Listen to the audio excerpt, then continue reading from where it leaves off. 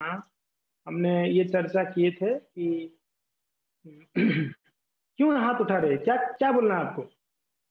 बोलो। मैं नहीं, हरे कृष्ण प्रभु जी, धन्यवाद प्रणाम। मैं नहीं, हिरांश धन्यवाद। बोलना चाह रहा है आपको। क्या बोलना है आपको प्रभु हरे जी? कृष्णा प्रभु जी। हरे राम प्रभु जी। ओम अज्ञानतिमिरान्धस्य ज्ञानांजन शलाकया चक्षुरुन्मीलितं येन तस्मै श्रीगुरवे नमः। श्रीचैतन्य मनोभीष्टं स्थापितं येन भूतले स्वयं कथामयं ददाति सम्पदान्तिकम्। हाँ, ये राधे का कमाल है, राधे सिखा दिया आपको सब। हाँ हाँ। राधे और देवी राधा मत सिखा के रखे आप लोग। Okay, very good, thank you Prabhu ji, धन्यवाद। सभी लोग एक बार हिरांश के लिए ताली बजाएंगे। हरि बोल। Thank wonderful. यू प्रभु जी, हरे कृष्ण, धन्यवाद प्रणाम। अच्छा याद किया है, थैंक यू। जो जो याद नहीं किए ना, वहां जाके ना और हिरांश का चरण रज लेके सर पे धारण करिए आप लोग, तो आपको याद आ जाएगा। देखो छोटा बच्चा कितना सुंदर याद कर लिया है ना। ओके, सो हम लोगों ने चर्चा किए थे, 2 श्लोक हो गया था मंगलाचरण का। प्रयास करेंगे आज 7:30 के अंदर जितना होगा, और आगे हम इसको कंप्लीट करने के लिए।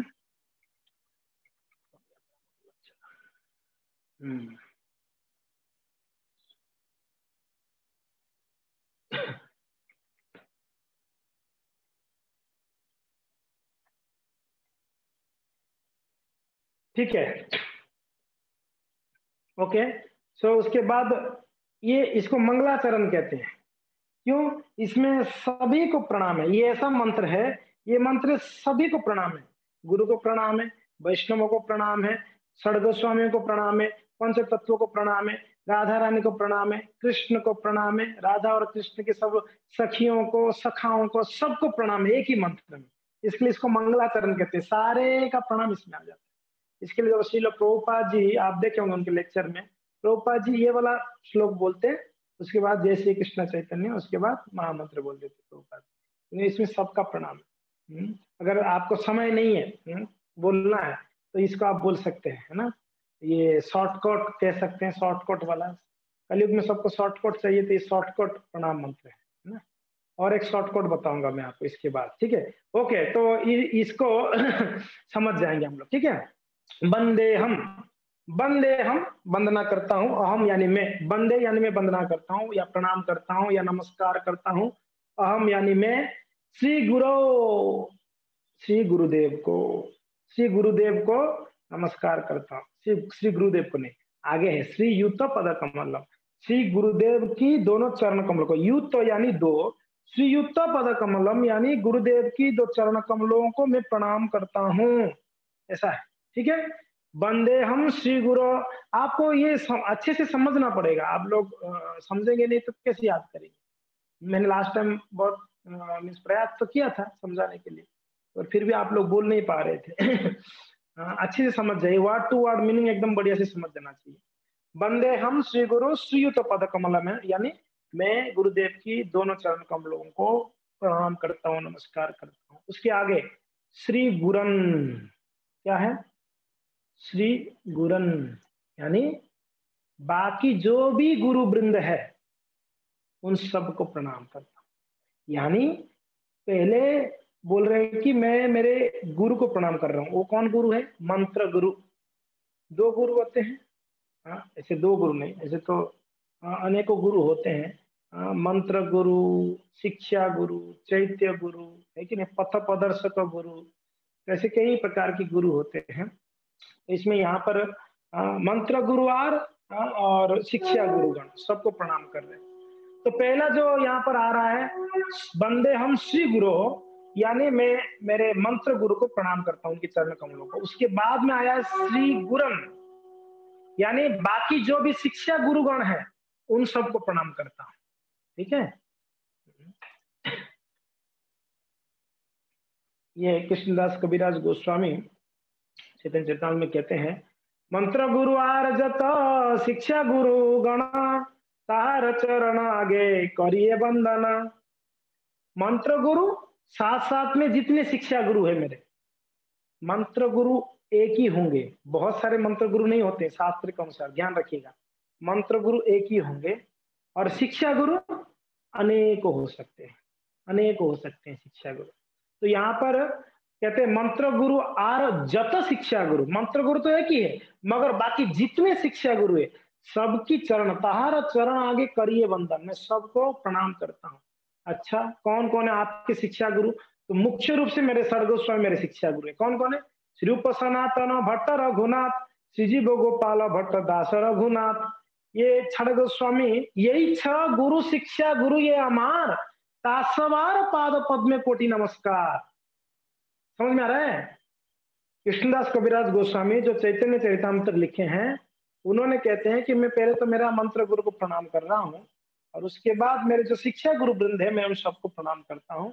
वो कौन है? मेरे सड़ गोस्वामी वृंद मेरे शिक्षा गुरु है। ठीक है, तो यहाँ पर भी यही वंदे हम श्री गुरो हो श्रीयुत पद कमलम, यहाँ तक तो क्लियर है। उसके बाद श्री गुरन, यानी जितने भी मेरे शिक्षा गुरुगण मैं सबको प्रणाम करता हूँ। उसके बाद वैष्णवांश, जितने वैष्णव है, हमने वैष्णव का प्रणाम करते हुए एक भजन को गाए थे।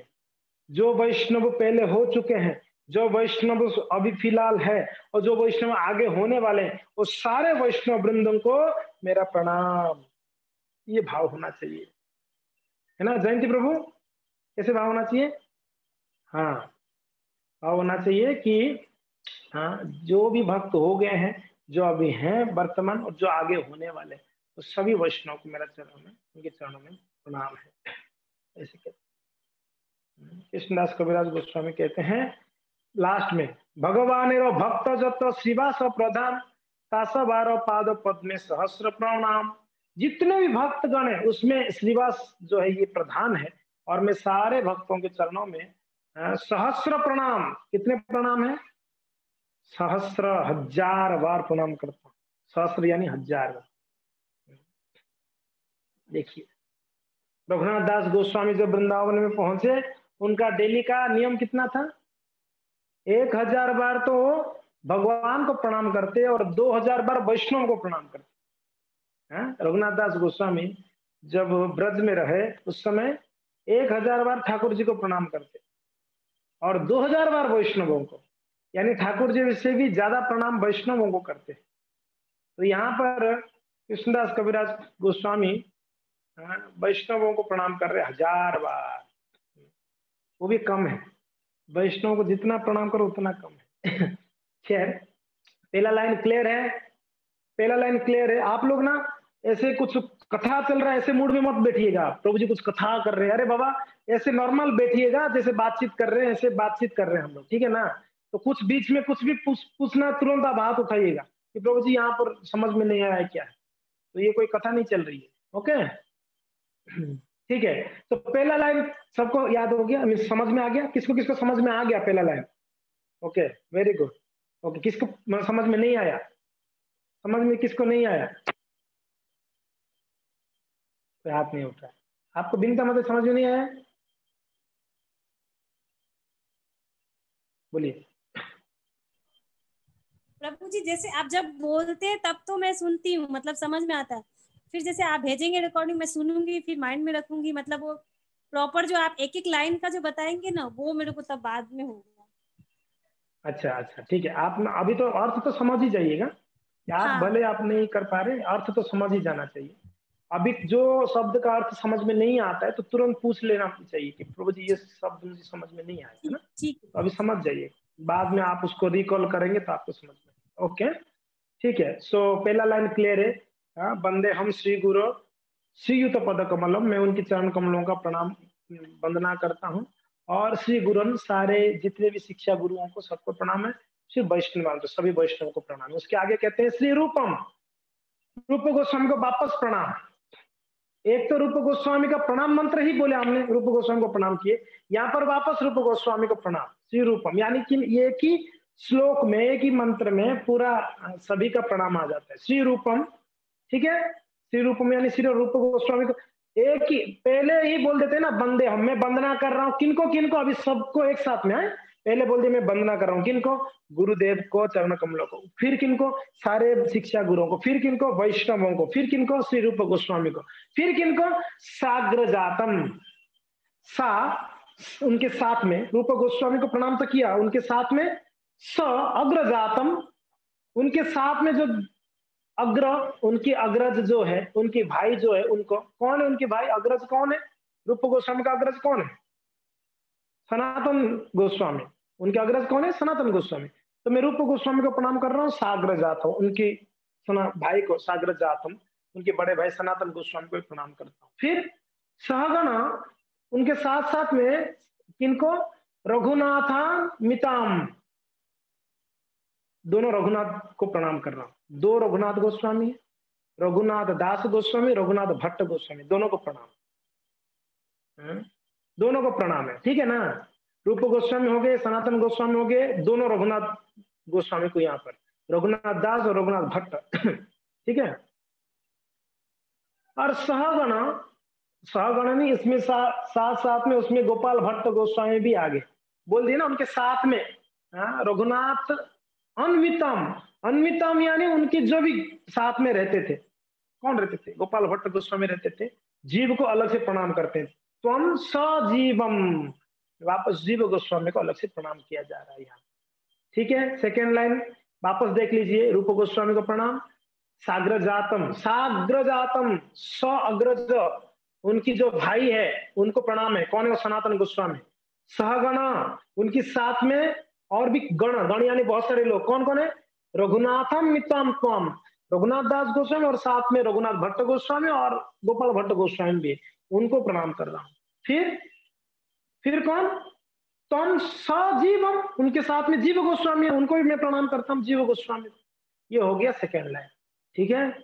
थर्ड लाइन, सेकेंड लाइन किनको याद मीन्स पता नहीं लगा, यानी समझ में नहीं आया सेकेंड लाइन? ओके, सबको आ गया, वेरी गुड। थर्ड लाइन, साद्वैतम, साद्वैतम सावधूतम परिजन सहितम साद्वैतम यानी उनके साथ में अद्वैतम, अद्वैत आचार्य, पंचतत्व को प्रणाम कर रहे हैं। पहले लाइन में गुरुदेव, मंत्र गुरु, शिक्षा गुरु, वैष्णवगण, इन सबको प्रणाम पहले लाइन में कर दिया। सेकेंड लाइन में किनको कर रहे हैं? षड गोस्वामी वृंद को, खास करके रूप गोस्वामी, सनातन गोस्वामी, जीव गोस्वामी, गोपाल भट्ट गोस्वामी, रघुनाथ दास, रघुनाथ भट्ट गोस्वामी, ये 6 गोस्वामी को प्रणाम।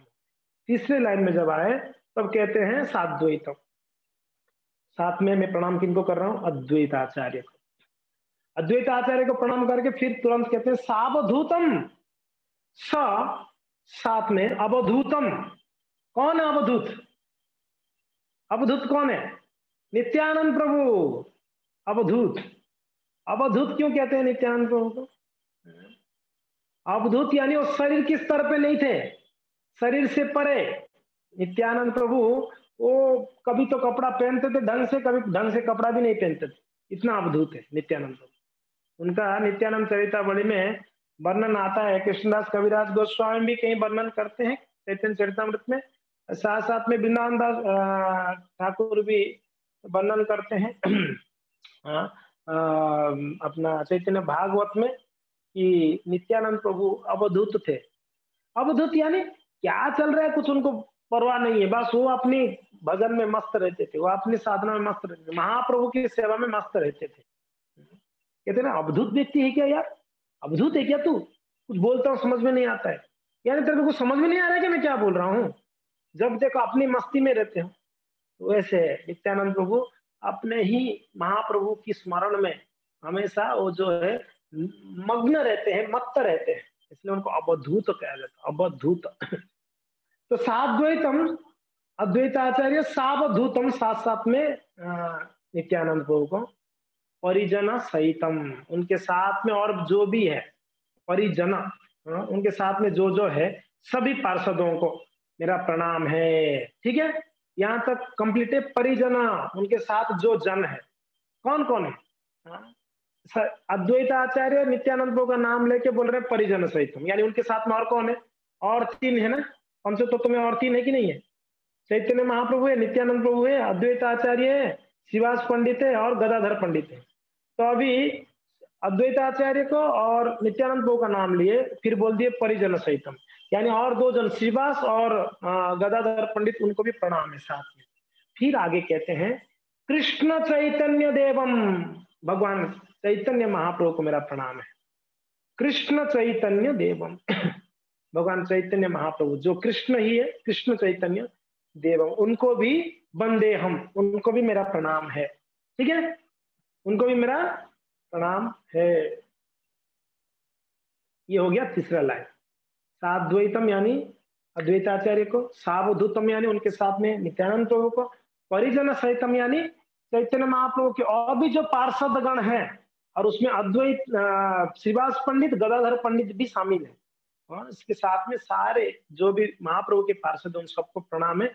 और कहते हैं कृष्ण चैतन्य देवम, भगवान चैतन्य महाप्रभु को मेरा प्रणाम है। हाँ, लास्ट लाइन है अभी।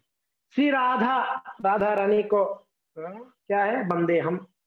ये बंदे हम पहले ही बोल दिए गए, बंदे हम, राधा रानी को प्रणाम है। सिर्फ राधा रानी ना, राधा कृष्ण पादान, राधा रानी की चरण कमलों को, कृष्ण के चरण कमलों को, दोनों के चरण कमलों को वंदना है, वंदे हम। ठीक है, श्री राधा कृष्ण पादान, राधा रानी और श्री कृष्ण दोनों की चरण पादान, दोनों के चरण कमलों को मेरा प्रणाम है। फिर साथ में सहगण, उनके साथ में ललिता श्री विशाखामितांश, उनके साथ साथ में सहगण जितने भी राधा रानी की संगी हैं और कृष्ण की संगी हैं, उन सबको प्रणाम है मेरा। सहगण बोल दिया, सभी लोगों को प्रणाम है। कृष्ण की जो भी सखाएं उन सबको प्रणाम है, राधा रानी की जो भी सखियां सबको प्रणाम है। मगर दो नाम स्पेशल यहाँ पर ले रहे हैं, ललिता और विशाखा का नाम ले रहे हैं, क्योंकि ना वो राधा रानी की सबसे करीब और मुख्य सखियां थे, इसके लिए उन दोनों का नाम यहाँ पर लेते हैं। ठीक है, ओके। श्री राधान कृष्ण पादान, राधा कृष्ण पादान, सहगण ललिता श्री विशाखा मितम, है कि नहीं, अन्वितम, ललिता और विशाखा के साथ में सभी को च यानी भी, सभी को मेरा प्रणाम है।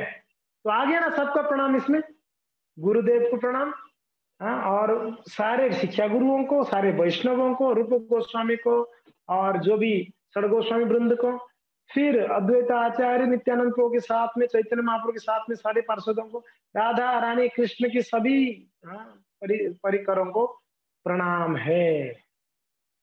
ये मंगलाचरण है। ठीक है, क्लियर, सबको क्लियर है? दोनों हाथ ऊपर करके बोले हरि बोल। ओके, हरि बोल, thank you, thank you. Okay, next Srila Prabhupada ji का प्रणाम मंत्र। ये तो सभी लोगों को याद है ना? ये याद नहीं है तो फिर उनको एक लोटा पानी लेके उसमें डूब मरना चाहिए, अगर ये याद नहीं। ठीक है ना? ऐसा कोई नहीं है जो प्रभुपाद जी का प्रणाम मंत्र याद नहीं किया हो, सबको याद है कि नहीं? जो इस्कॉन में पहले जुड़ते हैं वो पहले प्रभुपाद जी का प्रणाम मंत्र ही सीख जाते हैं। ये देखो क्या इस संस्था में कृपा, देखो प्रभुपाद जी ने क्या कृपा करके रखे हैं। पहले आके प्रभुपाद जी का प्रणाम मंत्र सीखते हैं, बाद में महामंत्र स्मरण हो जाती है, क्योंकि ना महामंत्र बोलने से पहले उनको बोलते हैं कि चलो अब प्रभुपाद जी का प्रणाम मंत्र बोलना चाहिए आपको। अच्छा ठीक है, चल जाएगा, बोला ना ना ना, सिर्फ उतने में नहीं चलेगा, कौन से तत्व मंत्र बोलना पड़ेगा आपको, जय श्री कृष्ण चैतन्य प्रभु, उसके बाद महामंत्र है कि नहीं? तो हम सिर्फ महामंत्र थोड़ी ना लेते हैं, हम प्रभुपाद जी को प्रार्थना करके, पंच तत्व को प्रार्थना करके फिर महामंत्र लेते हैं। इसलिए महामंत्र में खूब शक्ति रहती है। प्रभुपाद जी ने कृपा कर लेते हैं, पंच तत्व कृपा कर लेते हैं, तो महामंत्र में शक्ति बहुत होती है। ओके, प्रभुपाद जी का प्रणाम मंत्र यहाँ पर है नमो ओम। आपको एकदम ध्यान दे के सुनना पड़ेगा, इधर उधर होंगे तो आपको समझ में नहीं आएगा। नमो ओम, नमो यानी प्रणाम, ओम संबोधनार्थ शब्द है, मैं पहले बताया। विष्णुपादाय, उन प्रभुपाद जी को प्रणाम है। ठीक है, किनको प्रणाम कर रहे हैं यहाँ पर? प्रभुपाद जी को। वो कौन है प्रभुपाद जी? विष्णुपादाय, भगवान की चरण कमलों का जो शरण लिए हैं, पूर्ण शरणागत है। विष्णुपाद पादाय, चरणों में, आयो बता दिया गया कि चरणों में, भगवान विष्णु की चरणों में जो शरण लिए हैं, कितना शरण? 100% जो शरण लिए हैं, उनको प्रणाम है। और वो कौन है? कृष्ण प्रेष्ठाय भूतले। भूतले का अर्थ क्या है मैंने बताया था, श्री चैतन्य मनोविष्टम स्थापितम जेन भूतले था ना, उसमें भी भूतले शब्द। भूतले यानी इस धरातल में, इस पृथ्वी पर, इस संसार में, धरातल पर। कृष्ण प्रेष्ठाय, भगवान कृष्ण की पृष्ठ जो है, यानी अति निकटतम प्रिय जो है, कृष्ण की सबसे प्रिय जो है, जो विष्णु की चरण कमलों का शरण लिए हैं, जो महान वैष्णव हैं, उनको मेरा प्रणाम है, नमो ओम, मेरा प्रणाम है। ठीक है, पहला लाइन क्लियर, नमो ओम, प्रणाम कर रहा हूं किनको? जो इस धरातल पर कृष्ण को सबसे ज्यादा प्रिय है, कृष्ण पृष्ठाय जो है उनको, और वो विष्णु पादाय भी है, वो विष्णु के चरण कमलों को शरण भी लिए हुए हैं। आगे कहते हैं श्रीमते भक्ति वेदांत स्वामिन, श्रीमते भक्ति वेदांत स्वामिन, यहां तक देखिए। श्रीमते का अर्थ कहते हैं श्री सुंदरता, श्रीमते यानी सबसे सुंदर। पुष्पांजलि माता जी क्या कर रहे हैं आप? ओके। श्रीमते भक्ति वेदांत, सबसे सुंदर भक्ति वेदांत स्वामी। अच्छा, आप में से कौन बताएगा प्रभुपाद जी को भक्ति वेदांत क्यों कहते, क्यों उनका नाम, ये उपाधि क्यों मिला भक्ति वेदांत? कोई बता सकते हैं आप में से भक्ति वेदांत उपाधि क्यों दी गई प्रभुपाद जी? कौन बताएगा? हाथ उठाइए, कौन बताएगा? आप बताएंगे, बताइए।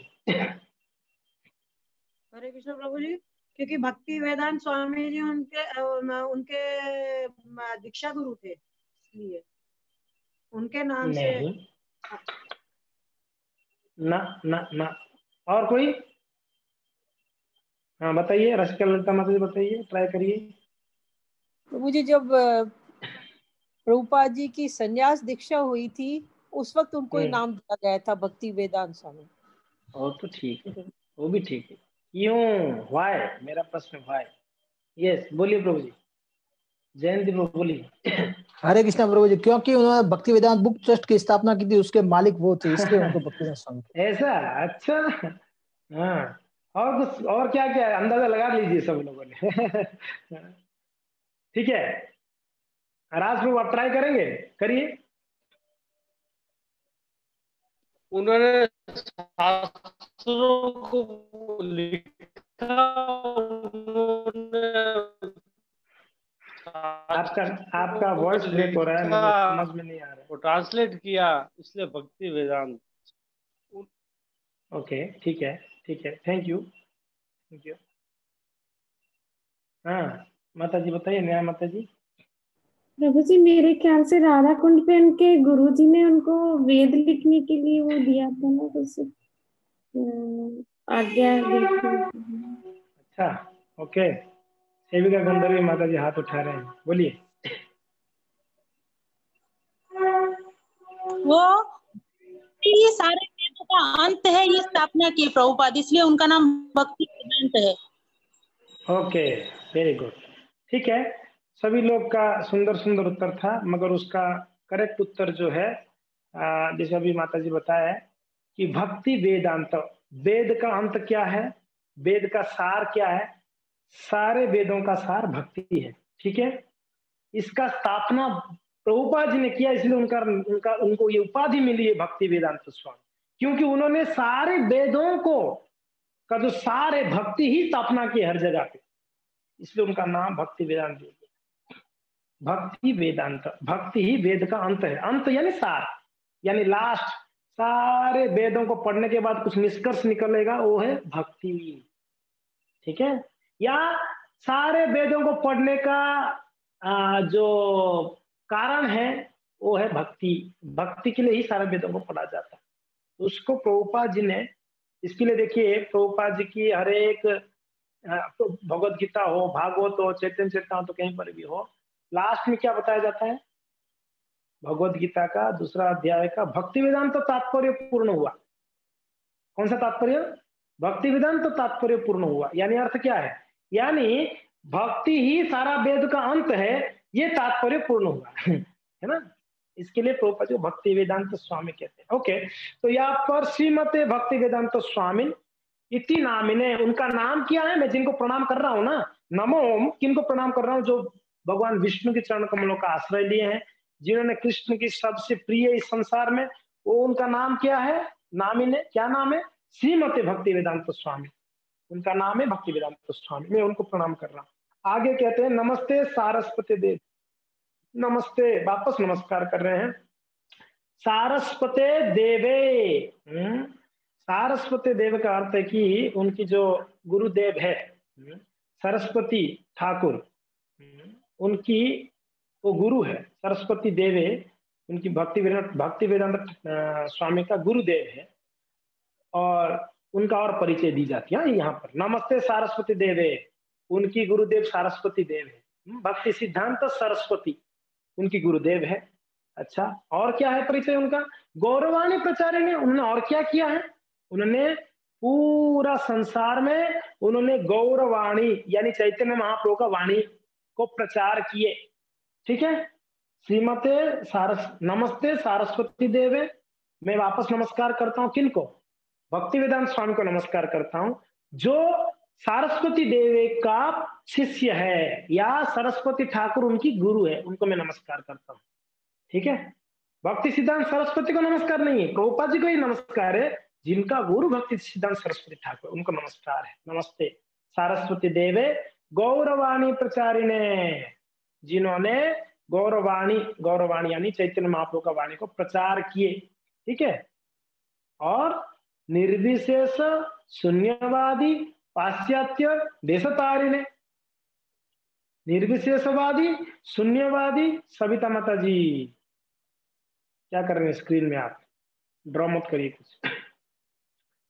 निर्विशेषवादी शून्यवादी है ना, दोनों को पाश्चात्य देश में जाकर, विदेश में जाकर, इस भारत को छोड़कर 7 समुद्र को पार होकर महाप्रभु श्रील प्रभुपाद जी ने किया। शास्त्र में वर्णन है, जो सन्यासी होते हैं ना, उनको समुद्र पार नहीं करना चाहिए सन्यासी को, मगर प्रभुपाद जी ने शास्त्र के रूल को भी तोड़कर गए। किसके लिए गए? वाय जो पाश्चात्य देश में जो शून्यवादी और निर्विशेषवादी है ना, ये कौन है? ये दोनों शून्यवादी निर्विशेषवादी। शून्यवादी मैंने आपको बताया था, शून्य, भगवान शून्य है, कुछ है नहीं है, शून्य। समझ में आ रहा है? और इस शून्यवादी का प्रचार कौन किए थे? शून्यवादी का प्रचार किए थे हमारे भगवान बुद्ध देव आकर, बुद्ध देव, उन्होंने शून्यवादी प्रचार किया। मैंने जब आचार्यों का एक प्रेजेंटेशन दिया था, उसमें मैंने ये क्लियर किया था। आप लोग कौन कौन उस प्रेजेंटेशन में थे? आचार्य के बारे में जब बताया था, ओके, कुछ भक्त थे कुछ भक्त नहीं थे। मैंने उसमें बताया था शून्यवादी यानी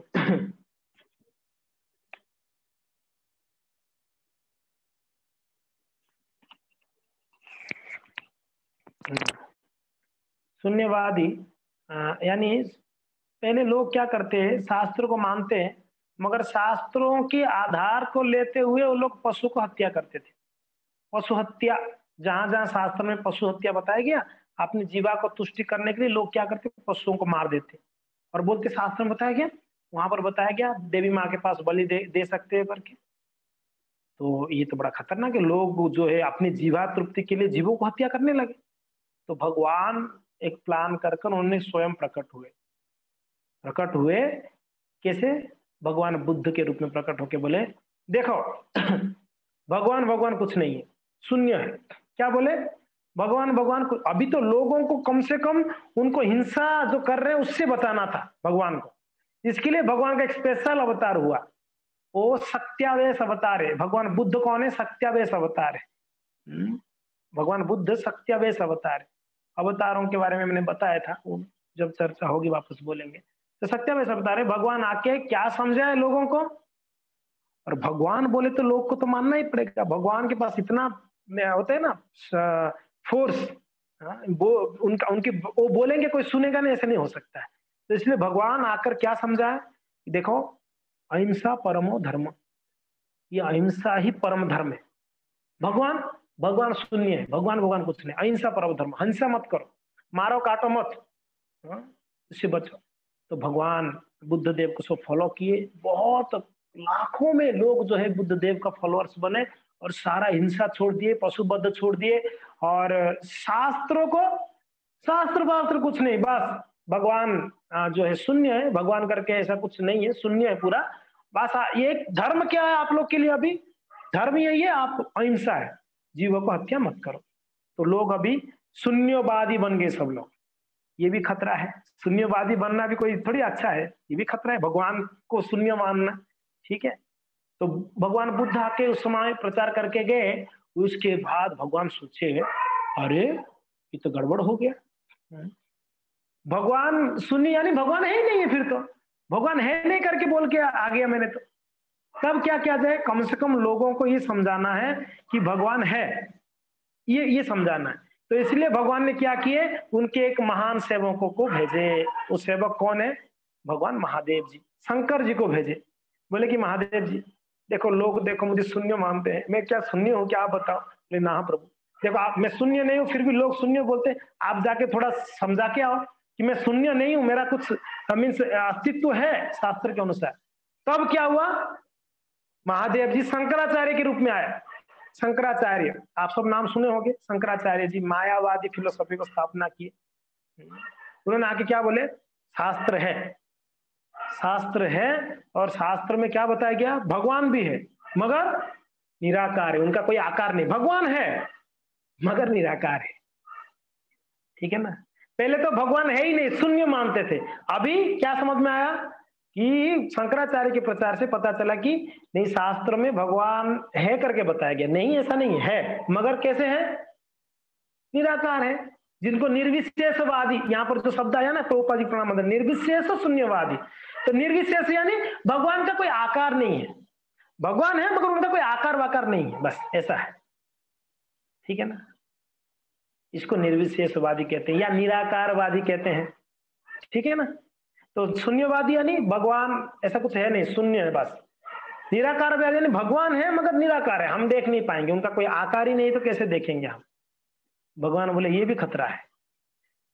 ये शंकर जी जाके बोले तो है मैं हूं करके, मगर बोल रहे मेरा कोई आकार ही नहीं है। भाई तेरा आकार है, तेरे बाप का आकार है, उसकी बाप का आकार है, मेरा, मैं परम बाप हूँ, परम पिता हूँ, मेरा आकार नहीं बोल के आगे।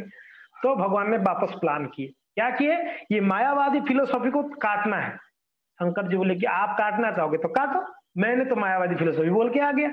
तो महादेव भगवान ने क्या किए, उनकी 4 प्रामाणिक भक्तों को भेजे, 4 प्रामाणिक भक्तों को, ये मायावादी फिलोसॉफी को खंडन करने के लिए। यानी शास्त्र के अनुसार भगवान है, निराकार है, ये बताया गया था सबको। ये 4 भक्त आके क्या स्थापना किए, भगवान का आकार है, निराकार नहीं है भगवान, भगवान का एक सुंदर आकार है।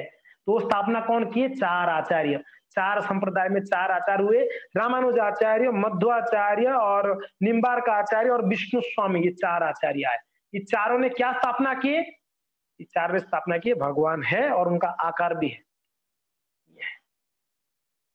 और इसी 4 संप्रदाय में एक संप्रदाय जो मध्वाचार्य जी आए, उस संप्रदाय में श्रील प्रभुपाद जी आए, और श्रील प्रभुपाद जी भारत में लगभग मायावादी फिलोसॉफी खंडन लगभग हुआ था, मगर पाश्चात्य देश में खूब मायावादी शून्यवादी भरा हुआ था।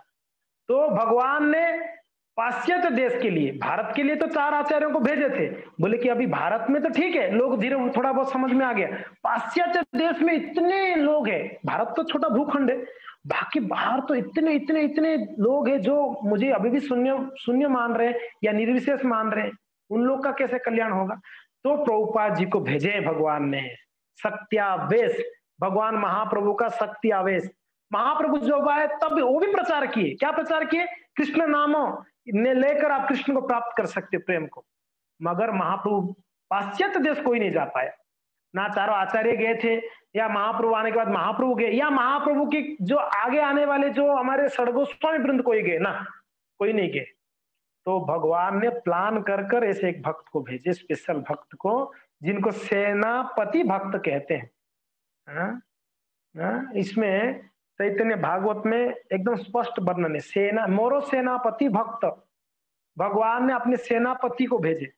राजा किन को भेजते हैं, सेनापति को भेजते हैं ना, तो भगवान ने उनके सेनापति को भेजे। यानी श्रील प्रभुपाद जी कोई साधारण नहीं थे, भगवान का सेनापति है वो, सेनापति भक्त को भेजे। किसके लिए, स्पेशली। लोग कोई कहते हैं आपकी इस्कॉन संस्था तो विदेश में स्थापना हुई है। बाबा भगवान का प्लान ही था पाश्चात्य देश तारने, पाश्चात्य लोगों को तारण करने के लिए भगवान का ही प्लान था, इसके लिए तो प्रभुपाद जी को भेजे थे। तो इसके लिए प्रभुपाद जी ने वहां पर प्रचार शुरुआत किए। और दूसरी बात है, भारत में कोई सुनते ही नहीं थे प्रभुपाद जी को, तो इसके लिए प्रभुपाद जी ने विदेश में जाके पहले भक्त बनाए, तो उनको देखकर लोग समझने लगे। तो यहाँ पर जो आया निर्विशेष शून्यवादी पाश्चात्य, पाश्चात्य यानी इंडिया के बाहर जो, भारत के बाहर जो लोग हैं वो जो मायावादी शून्यवादी भरे हुए हैं जी। भारत में तो आपको भक्त मिलेंगे, कृष्ण को मानने वाले मिलेंगे, राधा रानी को मानने वाले मिलेंगे, राम को मान, विदेश में नहीं है। विदेश में लोग बिल्कुल शून्यवादी मायावादी, शून्यवादी मायावादी निर्विशेषवादी, निराकारवादी, ऐसे ही लोग है सब, भगवान की मानते नहीं, महानास्तिक लोग है वहां। वैसे जगह में प्रभुपाद जी जाके स्पेशल क्वालिटी प्रभुपाद जी का क्या है, निर्विशेष शून्यवादी पाश्चात्य देशतारिणी, ये उनका स्पेशल क्वालिटी है। लास्ट लाइन जो आज तक ना भूतो ना भविष्यति, पहले ना ऐसा कोई आचार्य आए थे ना आगे कोई आचार्य आएंगे जो पाश्चात्य देश में जाके इस प्रकार प्रचार किया। इसके लिए आज भी हमारे भारत में जितने भी संप्रदाय है, चारों प्रामाणिक संप्रदाय को, उनकी जो अभी वर्तमान आचार्य हैं वो लोग प्रभुपाद जी को बहुत रेस्पेक्ट करते हैं। क्यों? बोले किसी लोग प्रभुपाद जैसे भक्त हुए जो पाश्चात्य में जाके पाश्चात्य लोगों को, मायावादी शून्यवादियों को खंडन करके उनको कृष्ण भक्ति दिया, और ये सिर्फ प्रभुपाद जी अकेले किया, और कोई नहीं किया। पहले कुछ गए थे यहाँ से संत गए, कोई संत जाके विवाह कर लिया, कोई जाके धन कमा के धन लेके आया, कोई क्या किया, मगर प्रभुपाद जी प्योर हार्टेड भक्त गए थे, सिर्फ लोगों को कृष्ण को देने के लिए गए थे। इसके लिए किसी ने पूछा लंदन में, स्वामी जी, इंग्लैंड में, स्वामी जी आपके देश तो पराधीन था, हम ही लोगों ने, हमारे अधीन में ही था पहले, कई सालों तक हमने शासन किया, आप क्या इधर आए हो, क्या क्या क्या लेने के लिए आए हो, सब हम तो लूट लिया आपका देश। प्रभुपाद जी बोले आप लोग ने बहुत लूट लिया, एक चीज छोड़ के आ गया, वो देने के लिए आया मैं आप इतना दिन के बाद। बोले क्या? बोल दे कि हमारा संस्कृति को आप लोगों ने वही छोड़ के आ गए, संस्कृति तो लिया ही नहीं आप लोगों ने, हमारा कोहिनूर डायमंड ले लिया, हमारा इतने खजाने ले गए, इतना सोने ले गए, सब ले गया, मगर हमारा संस्कृति को आप नहीं ले पाया। वो संस्कृति को मैं देने के लिए आया हूँ यहाँ पर स्वयं। तो श्रील प्रभुपाद जी ये कृष्ण भक्ति को देने के लिए गए थे पाश्चात्य देश, और वहां पर शून्यवादी मायावादी को खंडन किए, है कि नहीं। तो इस प्रकार से श्रील प्रभुपाद जी का यहाँ पर प्रणाम मंत्र है। तो अभी समय हो चुका है, इसके लिए हम यहीं पर विराम देंगे। हरे कृष्णा।